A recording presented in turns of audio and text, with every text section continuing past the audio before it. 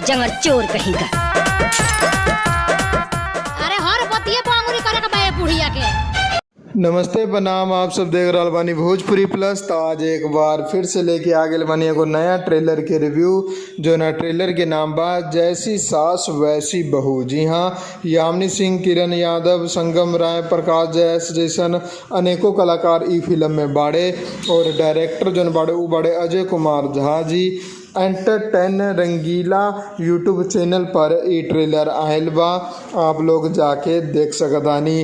त कहानी बा एगो ऐसन सास के जोना के अत्याचार से बहु लोग तंग बड़ी। जी हाँ, 3 गो बेटा बा उमतारी के, जोना में 2 गो के बियाह हो चुकल बा और दोनों पर इतना ज़्यादा वो हुक्म चलावेली कि वो दोनों ही पुतो बहुत ज़्यादा तंग बड़ी।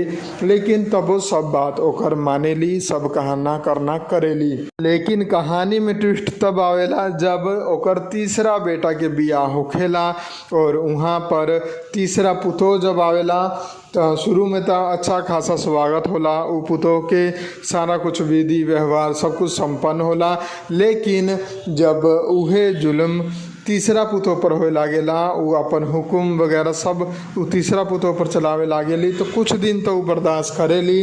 लेकिन एक दिन बम फाटेला और वो पुतो के भी जवाब रहेला कि जैसन सास अब हमरा साथ करिए वैसने हम बहू बन के ओकरा साथे रहम। तब से शुरू हो जाला बहू वर्सेस सास के लड़ाई। जी हाँ, एक तरफ तीनों पुतो एक तरफ हो जाली और एक तरफ हो जाली सास। तो यह पूरा नोक झोंक के ट्रेलर में और फिल्म में आप लोगन के आनंद लेवे की मिली कि कैसे जब 3 गो पुतो और एगो सास आपस में भिड़े ले तो घर में का कला कलेश होखेला, वो सारा चीज़ ई ट्रेलर में दिखावल गयल बा। तो ट्रेलर शानदार बा, आप लोगन के एंटरटेनमेंट के नज़रिया से बहुत ही ज़्यादा पसंद आई। और ई ट्रेलर जोन बा आप लोग एंटरटेन रंगीला यूट्यूब चैनल पर देख सकतानी। बहुत जल्दी फिल्म टीवी और यूट्यूब पर भी आवे वाला बा, तो एकर आनंद जरूर ले हम। और अगर हमारी रिव्यू पसंद आयल बा तो वीडियो के लाइक करके शेयर कर देम। हम मिलम आप लोगन के एगो नया रिव्यू वीडियो में। जय हिंद, जय भोजपुरी, प्रणाम।